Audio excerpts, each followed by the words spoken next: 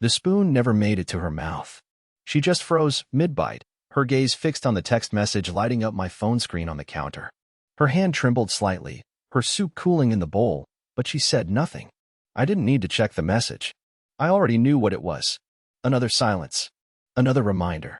Another nothing from her parents, this time dressed up as a pointed omission. A birthday invite to her, not to us. No mention of me, again. I didn't say a word either. Just stood there, leaning against the doorframe, watching her pretend it wasn't happening. That had become our new ritual. A shared performance of ignoring the obvious. That was the fourth time in a month her parents had deliberately excluded me. First the backyard brunch. Then the winery tour. Then her mom's book club dinner that, somehow, required couples, just not this couple. And now, her dad's birthday weekend. And through it all, Karina just kept eating her soup like none of it mattered. She finally looked up. "You're staring," she said, her voice as flat as her expression. I said, "Do you think they even remember I exist?" She blinked, like the question confused her. "They're just still upset. You know how they are." I nodded slowly. "Yeah, I do.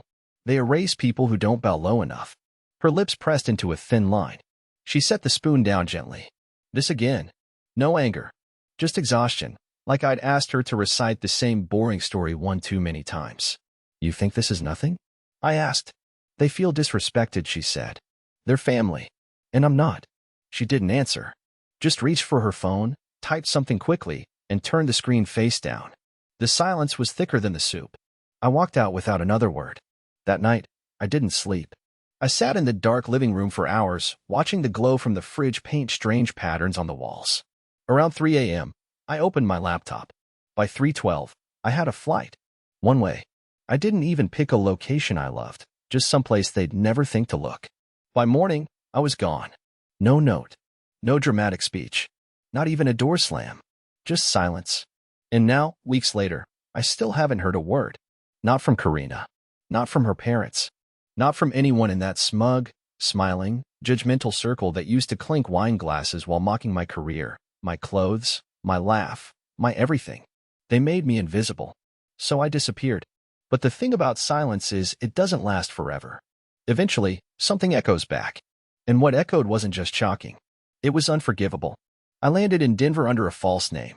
Not because I was running from the law or doing anything illegal, but because I wanted to vanish so thoroughly that even Google Maps would give up on me. I booked a month in a grim little motel that smelled like boiled carpets and rain mold, paid in cash, and switched off my phone the moment I got the key. I told the front desk guy my name was Leo. It wasn't. That first night, I sat on the edge of the lumpy mattress, wondering if she was even home yet. If she'd found the bed empty and just rolled her eyes. If she thought I'd gone out for milk.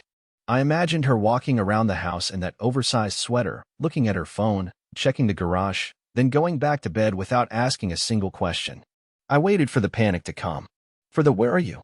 texts. For the "please just call me" voicemails. But the phone stayed dead, and I knew, deep down, it wouldn't have lit up even if I kept it on. I wasn't missed. It's hard to describe what it feels like to realize your presence in someone's life was more of a placeholder than a partnership. I used to think marriage was like a stitched-together quilt, built from little moments, soft and worn and carefully held together. But when I left, nothing unraveled. It was like I'd been stitched on with Velcro. Easy to rip off. Easier to forget. By the 5th day, I'd memorized the ceiling stains in that motel. I hadn't slept much, hadn't eaten anything solid. I just existed, like a shadow in someone else's story. And that's when something odd happened. The motel clerk, Gary, slipped a note under my door. It wasn't from Karina. It was from her cousin, Danny. The same cousin who once told me in a whisper at Thanksgiving, "You're too soft for Karina. She'll eat you alive." The note read, "If you're really gone, you deserve to know what she said after you left. Call me. Don't text. D." I stared at the paper so long it got warm in my hand. I didn't want to call. I didn't want to hear it. Whatever she said was likely something venomous, or worse, indifferent. But my curiosity was stronger than my pride. I dug out an old burner phone from my backpack, the one I used to use for freelance gigs when clients got sketchy. I called. She picked up immediately. "Ellis." My voice caught. "Yeah." She sighed like she'd been holding it in for days. "I figured you'd disappear. But I didn't think you'd do it this clean." "What did she say?" I asked. "Just tell me." There was a pause. "The night you left, Karina came to dinner at my place. She was laughing, drinking, and she said, Danny hesitated. What? I pushed. My hands were sweating. She said, it worked. He's finally gone. They all said I couldn't do it without a fight. My stomach dropped. She planned it. I don't know everything, Ellis, but it sure sounded rehearsed. The line went quiet. I didn't even realize tears were streaming down my face until one hit my hand. She said it like she won something, Danny whispered. I hung up without saying goodbye. I sat there for hours, heart thudding, face burning, mind racing with memories that now looked different under this new light. The smirks, the sudden distance, the cold stares from her parents. It wasn't a freeze-out. It was a campaign, a carefully managed erasure, one they expected me to crawl through. But I didn't crawl. I vanished. And now that I knew it was intentional, something inside me snapped, not with rage, but with eerie calm. She thought it was over. But the truth was only just beginning to surface. For the next 2 days, I didn't leave the motel room. Not once. I just sat there with Danny's words playing on a loop in my head. It worked. He's finally gone. My chest felt like it had collapsed in on itself. I wasn't just left behind. I had been pushed out, removed like a rotting tile from the family mosaic. And she'd celebrated. Toasted, even. I kept replaying that one night in my head, the last real moment before it all broke. Karina dozing on the couch, her wine glass tilted in her hand, the fireplace humming softly behind her. I remember bending down, brushing a hair off her cheek, and thinking, maybe we're okay. But now I knew. Even then, she'd already decided I was expendable. That realization is a cold kind of grief. It doesn't come with shouting or shattered glass. It just sits there, still and brutal, like ice pressed against your spine. But the strangest part? It wasn't anger I felt. Not really. It was confusion. Because despite everything, there were gaps in the story that didn't line up. If she really wanted me gone so badly, why drag it out for months? Why manufacture silence instead of just walking away? Karina never struck me as cowardly. Manipulative, yes. Cold, sometimes, but not afraid of confrontation. So what was this? I needed answers, but I couldn't go back. Not yet. Maybe not ever. Instead, I went online. I opened a private browser, logged into a throwaway Reddit account I hadn't touched in years, and started searching. Not for infidelity, though the thought was there, gnawing, but for motives.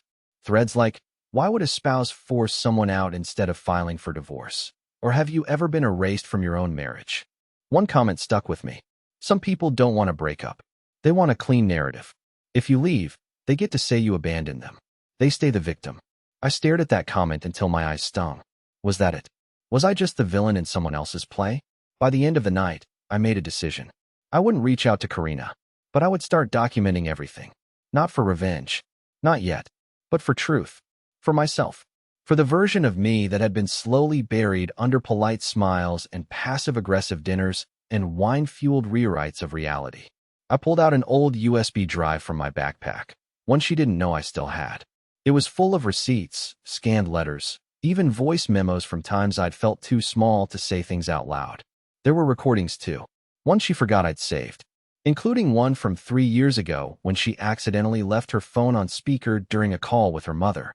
I remembered it vividly because she never knew I heard it. Her mother had said, if he's not making you shine, what's the point in keeping him around? Karina had laughed. He's convenient. Like a safety net. At the time, I told myself it was just a joke. Some stupid throwaway remark. But now, hearing it again, with everything I knew, it was a blueprint. They never wanted me as a person. I was a function. A prop. A narrative tool. But props don't disappear quietly unless they've been replaced. And that's when the worst thought hit me. What if I wasn't just erased? What if I had been replaced? I couldn't shake the idea that someone had filled the space I left behind. It wasn't jealousy that got me. It was logic. Karina was never the type to enjoy solitude. She liked to be surrounded, validated, adored. Attention was her oxygen, and without it, she'd suffocate. If I was gone, someone had to be standing where I used to. And I had a hunch I already knew who. There was a name I kept pushing away. A name I hated even thinking about. Trent. Her coworker. Her marketing partner. That man had always lingered too long during group dinners, laughed a bit too hard at her jokes, and touched her elbow in that gross, overly familiar way that made my stomach churn. I once brought it up. She laughed and called me fragile. Fragile? Yeah, well, now I was broken. Back in the motel, I opened an old email chain we shared from months ago. She'd forwarded me something once, an invite to her company's spring gala. There had been a spreadsheet attachment listing seating charts and departments. I hadn't paid much attention at the time, but now, every cell in that spreadsheet glared at me like a neon warning sign. Karina, +1 confirmed. Ellis, my name, crossed out. New entry beneath it. T. Lambert, internal. I stared at that cell until my hands started to shake. It could have meant anything. Last-minute reassignment. A fluke. A mistake. But I knew. She had replaced me with Trent at the gala. Weeks before I left. She didn't just let her parents erase me, she erased me herself, event by event, moment by moment. And she did it with someone who made her laugh at things she never let me joke about. I needed more. I called Danny again, even though I had promised myself I wouldn't drag her into this deeper. She picked up on the second ring and whispered, "You okay?" "No," I said. "I need to ask you something. And I need you to be honest." She hesitated. "I'll try." Was Karina seeing someone else before I left? Another pause. Then a soft sigh. "I don't have proof. But yeah, I suspected." "Who?" There was silence again, but this time heavier. Like she was holding it in her mouth before letting it fall. "Trent." I closed my eyes. It wasn't a punch, it was worse. A dull, heavy crush to the chest. I didn't know whether to scream or laugh. I said, "So all those times she said I was paranoid." "She was gaslighting you," Danny finished. "Ellis." I didn't want to believe it. I kept hoping I was wrong. "But you weren't." "No," she said softly. "I wasn't." I thanked her and hung up before my voice cracked. That night, I didn't sleep. Again. I sat at the desk in my tiny motel room, surrounded by the hum of the vending machine outside and the creaking pipes in the walls. And I wrote down everything I knew, not just to keep record, but to see the pattern. Every lie. Every unexplained evening. Every dinner I wasn't invited to. Every holiday I was told to stay home and rest. Every time she said I was imagining things.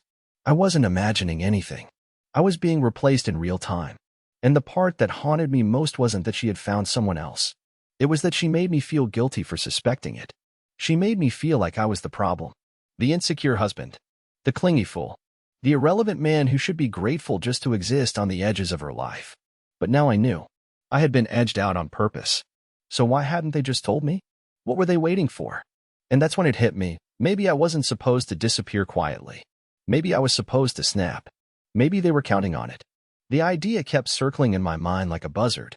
Maybe they weren't trying to just erase me. Maybe they were trying to provoke me into self-destruction. Give them a scene. Something to point at. Look what he did. Look how unstable he is. Poor Karina. It would have been the perfect ending to their carefully curated performance. And the worst part is, for a while, I almost gave it to them. In those first few days after I vanished, I nearly drove back. I nearly walked in and demanded answers. I fantasized about it, kicking the door open, calling out every lie, exposing every manipulation. I imagined Karina crying, her parents gasping, Trent humiliated. But that version only existed in my head. In reality, they would have spun it in seconds. Made it seem like I was deranged, unhinged, dangerous. And the minute I raised my voice, I'd be exactly what they wanted, a mistake she escaped from. So I did nothing. I stayed quiet. I observed. But silence doesn't mean surrender. And what I found next changed everything. I decided to go deeper. Not just with Karina's lies, but with the cracks in her perfect image, the way she curated our life like a highlight reel. I started by logging into our old shared cloud drive. She forgot to revoke my access, and even though she rarely used it anymore, I knew she had an auto-sync setting from her work laptop back when I helped set it up. At first, it was mundane. Spreadsheets. Mood boards. A presentation called Q2 Pitch Deck, Lamberton Project. Trent's last name. I opened it. Buried in the speaker notes was a comment that stopped me cold. "Let's clean this up for the client. Remove Ellis's old visuals.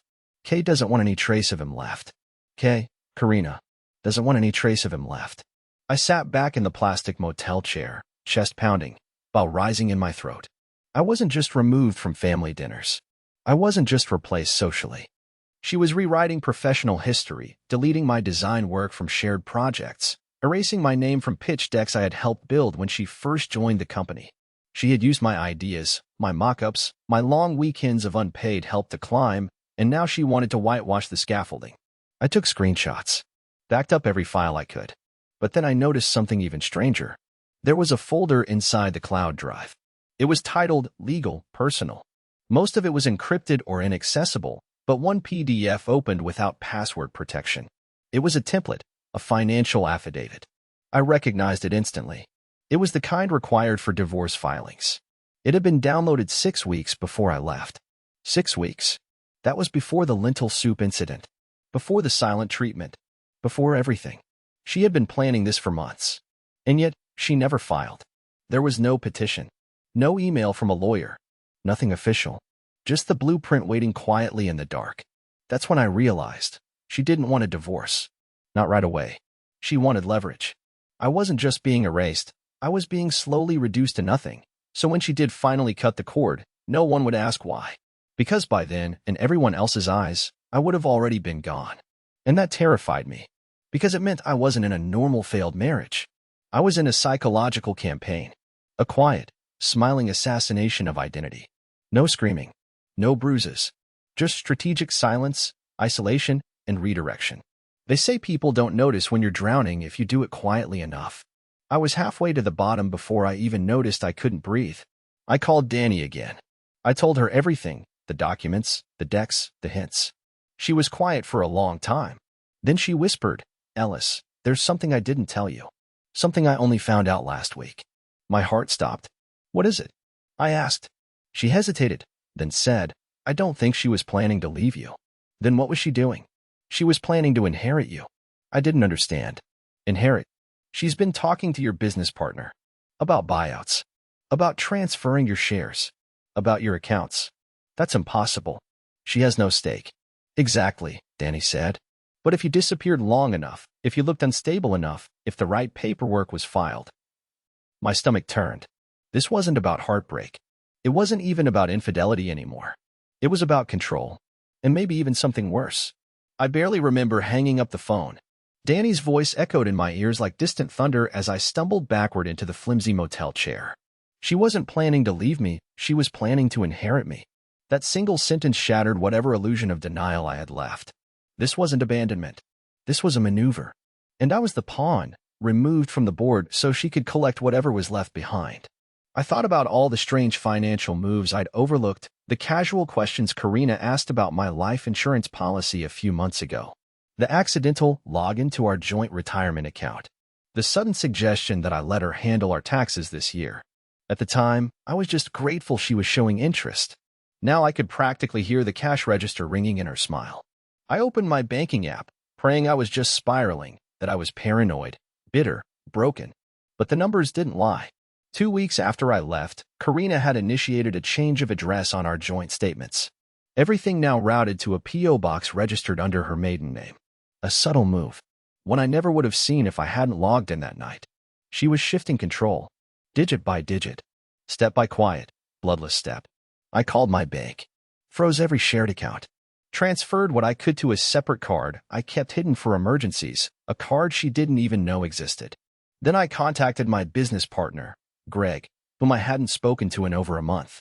He sounded relieved to hear from me. "Jesus, Ellis. I thought you were dead. What are you talking about?" I asked. "Karina said you'd had a breakdown, that you left everything behind. She implied you might not come back." "She said what?" "She asked about dissolving your role in the company. Said it would be cleaner if we moved forward without you." My blood went cold. "Did you sign anything?" "No," Greg said quickly. Something about it felt off. But she was persistent, man. She came by the office 3 times. Once with Trent. Of course. They weren't just replacing me emotionally. They were lining up a full-scale takeover. She said if I needed your signature, she'd have one by the end of the month, Greg added, voice lowering. She said it like she already had it. I ended the call and sat in the dark, heart pounding like a war drum.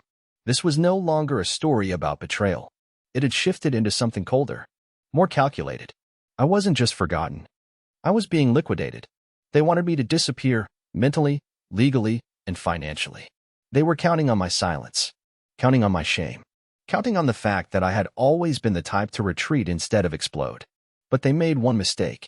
They thought I had no one. But I had Danny. She texted me later that night. "Check your email." Subject line, "The loop." Password is your wedding date. I entered it with shaking hands. It opened a drive link filled with screen recordings, screenshots, audio clips. Things Danny had been quietly saving for months. Not just suspicions, evidence. Recordings of Karina's voice mocking me behind closed doors. Text threads where she coordinated her parents' freeze-out strategy. And most chilling, a thread between Karina and Trent with a subject line that read, "Exit plan." Inside were attachments. Drafts of letters written to my employer, accusing me of being mentally unstable. Instructions on how to frame a disappearance as abandonment. Suggestions on who to contact if Ellis goes dark and we need legal motion. They were planning to make my silence look like a breakdown. They were going to rewrite me into a threat, a liability, a vanishing husband who left them no choice. My entire life reduced to a cautionary tale they could polish and sell. But they forgot one thing. I had vanished, yes, but not for good. They wanted a ghost? They were about to get haunted. The moment I finished reading the last message in the thread labeled exit plan, something in me hardened. All the confusion, the shame, the self-doubt that had clung to me like fog, it lifted. Not all at once, but enough for me to finally see clearly. This wasn't the work of someone who'd fallen out of love. This was architecture. Schematics. An orchestrated dismantling of who I was, drawn out in polite stages to avoid blood on her hands. Karina and Trent weren't content with just being together. They wanted my exit to serve them. Cleanly. Legally. Publicly. Preferably with a narrative that ended with me unhinged and unreachable. But what they never counted on, what none of them expected, was that I'd stay quiet and still watch. That I'd gather proof, stay out of reach, and build a trail they couldn't erase. I wasn't coming back to beg. I wasn't coming back to scream. I was coming back to flip the script. The first thing I did was contact a lawyer in Denver, a woman named Marla Hughes who specialized in digital fraud and reputation defense.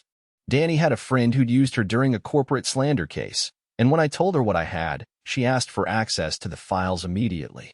I sent the drive. She called me at 2 a.m. that same night. "I don't usually say this, but what you're holding isn't just leverage," she said. "It's motive. It's proof of conspiracy bordering on malicious intent. They weren't just erasing you. They were profiling you into the perfect vanishing man. You're lucky you left when you did." She instructed me to remain quiet for the next 72 hours. No social media. No contact.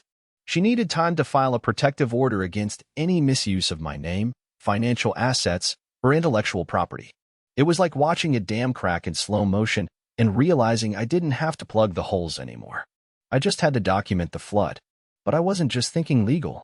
I wanted something deeper. Something that couldn't be polished away with PR and crocodile tears.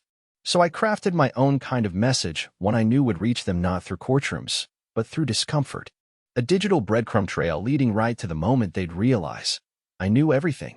I wrote an email from a fresh, anonymous account. The subject line was simple.